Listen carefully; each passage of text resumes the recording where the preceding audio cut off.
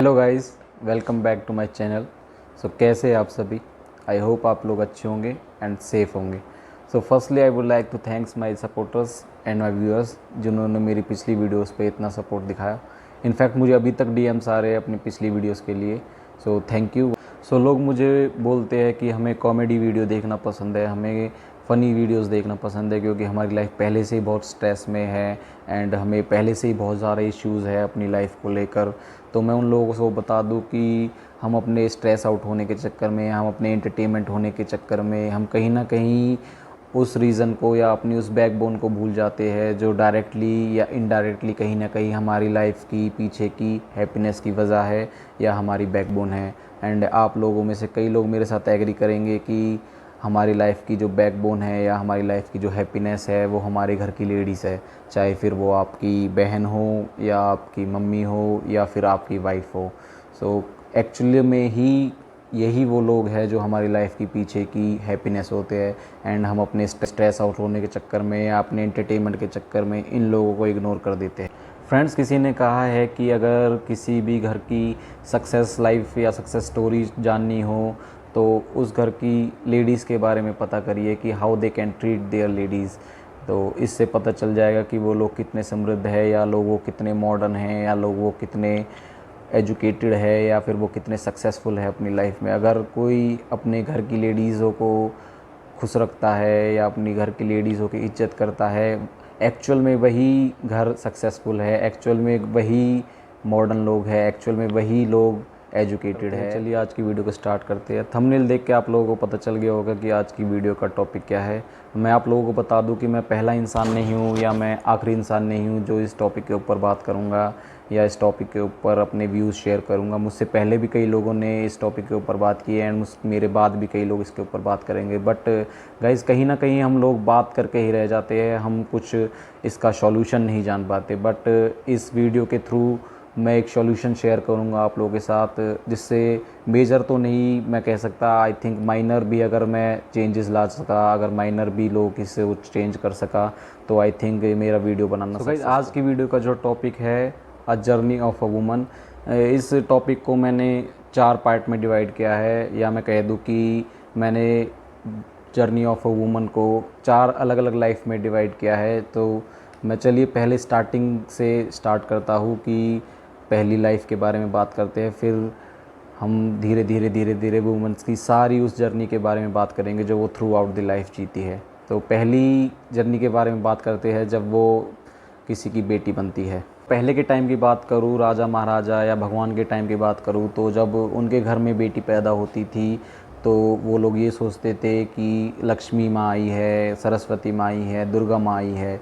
And अगर उसी situation, same situation को मैं आज के टाइम से रिलेट करता हूँ तो जब किसी के घर में बेटी पैदा होती है तो वो लोग सोचते हैं कि पता नहीं कौन से जन्मों का बुरा नतीजा मिला है या कौन से हमने पाप किए थे जो हमें बेटी हुई है। एंड अगर लकीली किसी 100-200 में से अगर किसी एक पेरेंट्स ने भी या किसी 2 पेरेंट्स ने भी प्राउड फील कर लिया या हैप्पी हो गए आफ्टर हैविंग अ गर्ल, तो ये जो सोसाइटी वाले लोग हैं इन लोगों से ये बात हजम नहीं होती कि how they can happy after having a girl.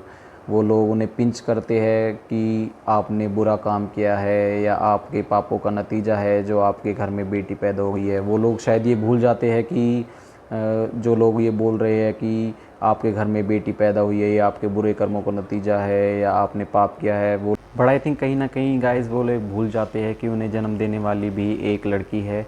तो ऐसा बोल के वो डायरेक्टली या इनडायरेक्टली कहीं ना कहीं अपनी माँ की इंसल्ट करते हैं।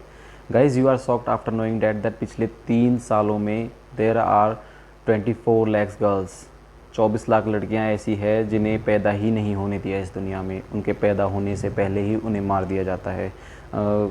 तरह तरह के रीज़न हो सकते हैं। कई लोग कहते हैं कि हमें बेटा चाहिए, कई लोग कहते हैं कि हम इनकी सेफ्टी नहीं कर सकते, कई लोग कहते हैं कि हम इन्हें एजुकेशन नहीं दे सकते, कई लोग कहते हैं कि हम इनकी परवरिश नहीं कर सकते। अलग अलग रीज़न के कारण ऐसा होता है कि हम अपने इंडिया में, एंड ये जो नंबर है ये पिछले 3 सालों का है, इस साल तो शायद और भी ये नंबर इंक्रीज़ होगा।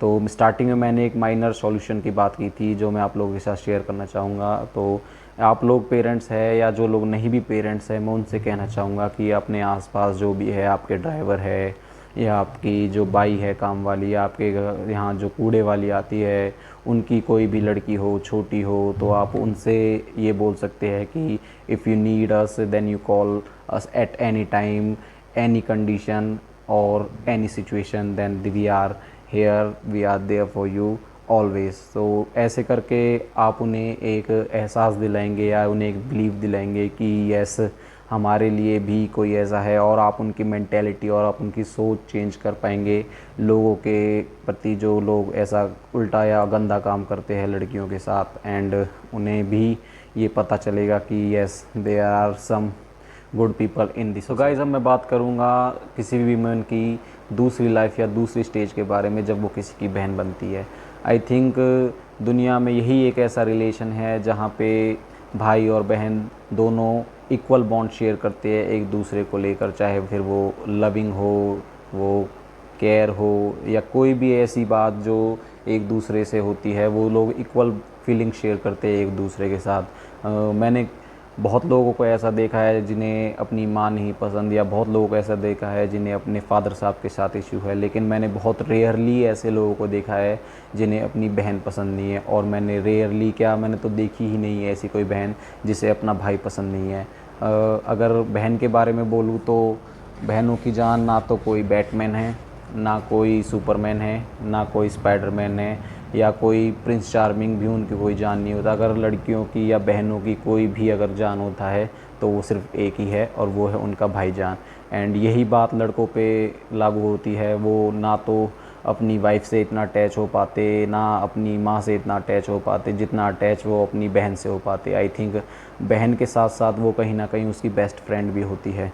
तो बट कुछ लोग ऐसे भी है जो अपनी बहन को तो बहन मानते लेकिन दूसरे की बहन को बहन नहीं मानते।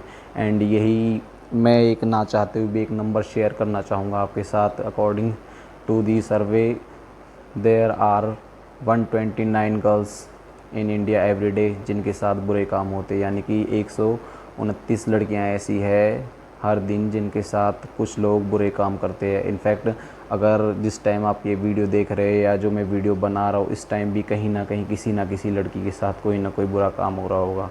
तो गाइज़, ये बहुत गलत चीज़ है, इसे हमें रोकना चाहिए। तो ये वही लोग होते हैं जो भूल जाते हैं कि उनकी बहन भी एक लड़की है, या उनकी बहन के साथ भी ऐसा हो सकता है, या उनकी बहन के साथ भी कोई ऐसा कर सकता है। वो उस टाइम ये मेंटेलिटी लेके घूमते हैं कि हमारी बहन के साथ ऐसा नहीं होगा, हमारी बहन के साथ कोई ऐसा नहीं करेगा।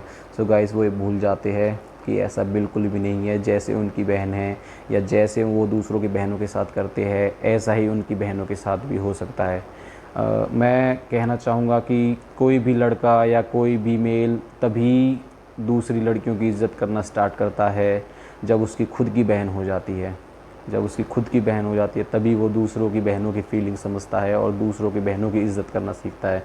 तो अगर कोई लड़का या कोई मेल या कोई आदमी अगर किसी की लड़की की इज़्ज़त कर रहा है या किसी बहन की इज़्ज़त कर रहा है, तो कहीं ना कहीं इनडायरेक्टली और डायरेक्टली ये क्रेडिट उनकी बहन को जाता है। ये उनकी बहन ही है जो उन्हें बताती है कि लड़कियों की रिस्पेक्ट करनी चाहिए और उनकी फीलिंग्स की कदर करनी चाहिए। एंड अगर इस स्टेज और इस लाइफ के बारे में अगर कोई सॉल्यूशन शेयर करना चाहूँ हो तो मैं वही कहूँगा जो मैंने बेटी के केस में कहा था कि कोई भी भाई अपनी ड्राइवर की बेटी हो या अपनी काम वाली की बेटी हो, उनसे कह सकता है कि आप हमें कभी भी कैसे भी कंडीशन में कॉल कर सकते हैं, हम आपकी हेल्प के लिए ऑलवेज रेडी। करूँगा किसी भी वुमन की तीसरी लाइफ और तीसरी स्टेजेस के बारे में, तीसरी स्टेज के बारे में जो आई थिंक सबसे डिफ़िकल्ट स्टेज होती है किसी भी वुमन के लिए, क्योंकि इस टाइम पे वो अपने पेरेंट्स का घर छोड़ के किसी ऐसे घर जाती है जिसे वो ना जानती है और जिसने ना उन्हें देखा है। उसके लिए सब कुछ नया होता है, सब कुछ लाइफ उसकी चेंज हो जाती है क्योंकि सारे लोग नए होते हैं, उसका घर का इन्वायरमेंट चेंज होता है। उस टाइम पे ये नहीं सोचती कि मैं किसी का लॉस कर रही हूँ या मैं किसी को यहाँ पे छोड़ के जा रही हूँ। उस टाइम पे वो आँखों में हज़ारों सपने लिए, आँखों में हज़ारों ख्वाब लिए, बस यही सोचती है कि अगर मैं एक पेरेंट्स को या एक माँ बाप को यहाँ छोड़ के जा रही हूँ तो मुझे इन लॉस के रूप में वहाँ पे और 2 नए पेरेंट्स मिलेंगे। अगर मैं यहाँ पे अपने भाई को छोड़ के जा रही हूँ तो वहाँ पे इन लॉस के रूप में मुझे और भाई मिलेंगे। अगर मैं अपनी सिस्टर को, अपनी बहन को छोड़ के जा रही तो वहाँ पे मुझे और अपने इन लॉस के रूप में भाई मिलेंगे। बट लकीली किसी किसी के साथ ऐसा नहीं होता, किसी किसी के साथ इसका टोटली चेंज हो जाता है, टोटली उल्टा हो जाता है। उसके जो पापा जी है वो इस वजह से उसे पसंद नहीं करते क्योंकि वो उसकी पसंद की कार नहीं लेकर आए, और जो उसकी मम्मी जी है वो इस वजह से उसे पसंद नहीं करती क्योंकि वो उसकी पसंद का सामान फर्नीचर नहीं लेके आई या उसके पसंद की ज्वेलरी नहीं लेके आई, और जो उसका हस्बैंड है वो इस वजह से उसे पसंद नहीं करता क्योंकि वो उसकी गुड बुक्स में नहीं आती, जिस अकॉर्डिंग वो उसे रखना चाहता है या जिस अकॉर्डिंग वो खुद रहता है या जिस अकॉर्डिंग उसके घर का माहौल है वो उस माहौल में सेटल नहीं हो पाती। बस इन छोटी छोटी वजहों की वजह से वो लोग उन्हें थ्रेटन करते हैं, उन्हें टॉर्चर करते हैं, एंड यू कांट इमेजिन कि उनके साथ क्या क्या होता होगा। एंड अगर मैं एक नंबर शेयर करूं तो हर साल 29,000 जो पिछले साल का रिकॉर्ड है, 29,000 मौतें ऐसी हुई है जो बस डॉरी की वजह से और डोमेस्टिक वायलेंस की वजह से मौतें हुई है पिछले साल इंडिया में। एंड इस साल पता नहीं और भी नंबर इंक्रीज़ हो सकता है।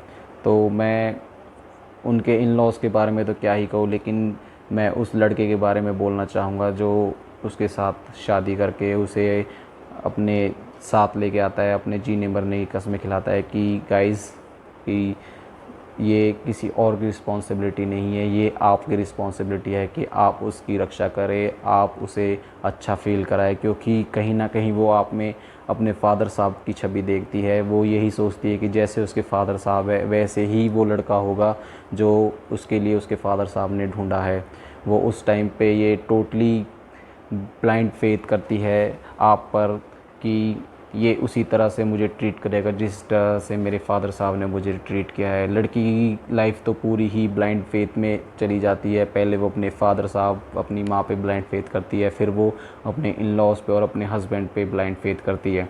लेकिन वो लोग कहीं ना कहीं ये भूल जाते हैं कि उनके घर में भी बेटी है या उनके घर में भी बहन है। जैसा इन्वायरमेंट या जैसा घर वो अपनी बहन और अपनी बेटी के लिए चाहते हैं वो वैसे उसको ट्रीट नहीं करते जो उसके घर में बहू बन के या उसके घर में वाइफ बन के आई है।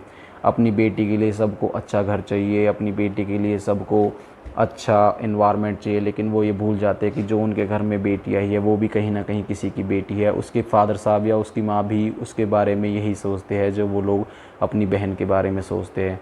तो आई थिंक इन बातों का उन्हें ध्यान रखना चाहिए और उन्हें भी सेम कंडीशन या सेम इज्जत देनी चाहिए जैसी वो अपनी बहन के लिए एक्सपेक्ट करते हैं। खैर ज़्यादा तो क्या ही बोलूँ मैं अब किसी के बारे में, लेकिन मैं यहाँ पे कुछ दो लाइनें बोलना चाहूँगा उस लड़की के लिए जो उस टाइम पे फील करती है जब वो अपने पेरेंट्स का घर छोड़ के किसी नए आदमी के घर या कि अपने हस्बैंड के घर जाती है। तो मैं उस फीलिंग को दो लाइनों में शेयर करना चाहूँगा आपके साथ कि छोड़ा मैंने बाप का घर तेरे लिए कि अब से तू मेरे लिए मैं तेरे लिए। छोड़ा बाप का घर मैंने तेरे लिए कि अब से तू मेरे लिए मैं तेरे लिए। भाई का प्यार छोड़ा, माँ का दुलार छोड़ा, हज़ारों सपने उम्मीद के धागे से सिए कि अब से तू मेरे लिए मैं तेरे लिए। जहाँ रखेगा वहाँ रह लूँगी, जैसे रखेगा वैसे रह लूँगी। जहाँ रखेगा वहाँ रह लूँगी, जैसे रखेगा वैसे रह लूँगी। कि ज़िंदगी के हर गम सह लूँगी तेरे लिए कि अब से तू मेरे लिए मैं तेरे लिए। ना चाहिए सोना चांदी, ना चाहिए हीरे मोती, तू हंस के दो बोल बोल दे वही काफ़ी है मेरे लिए कि अब से तू मेरे लिए मैं तेरे लिए। एंड अगर वुमेन की इस लाइफ के या इस स्टेज के बारे में कोई सॉल्यूशन शेयर करना हो तो मैं बस यही कहूँगा कि प्लीज़ गाइज़ उसे कंफर्ट फील कराए। सबसे पहले उसे ऐसा फील ना कराए कि वो अपना घर छोड़ के आपके घर आई है। एंड अगर एक बार वो अगर कंफर्टेबल हो गई देन आई थिंक लाइफ बहुत स्मूथ जाएगी आपकी। नो इशू, नो लड़ाई, नो झगड़ा। सो प्लीज़ उसे सबसे पहले कंफर्ट फील करना चाहूँगा किसी भी वुमेन की फोर्थ लाइफ या फोर्थ स्टेज के बारे में जब वो माँ बनती है। आई थिंक ये किसी भी वुमेन के लिए सबसे इम्पोर्टेंट रोल प्ले करती है उसकी जर्नी में। तो माँ के लिए ना तो मैं पिछली वीडियो में कुछ बोल पाया था और ना इस वीडियो में मेरे पास कुछ वर्ड है माँ के लिए। मैं बस इतना ही कहना चाहूँगा कि किसी ने कहा है कि दुनिया में किसी के पैर पकड़ने की ज़रूरत नहीं है, अगर माँ के पैर पकड़ लिए तो आप इसी बात से अंदाज़ा लगा लिए कि माँ की हमारी लाइफ में क्या रोल होता है और माँ की हमारी लाइफ में क्या वैल्यू होती है। तो जाते जाते मैंने कुछ स्लोगन तैयार किए थे जिससे आई थिंक आपको इस वीडियो को समझने में हेल्प होगी। जो कम शब्दों में ज़्यादा ज्ञान वाली बात है वो करना चाहूँगा कि डॉटर है तो दुनिया है। एंड सेकेंडली सिस्टर ने ही शिष्टाचार सिखाया।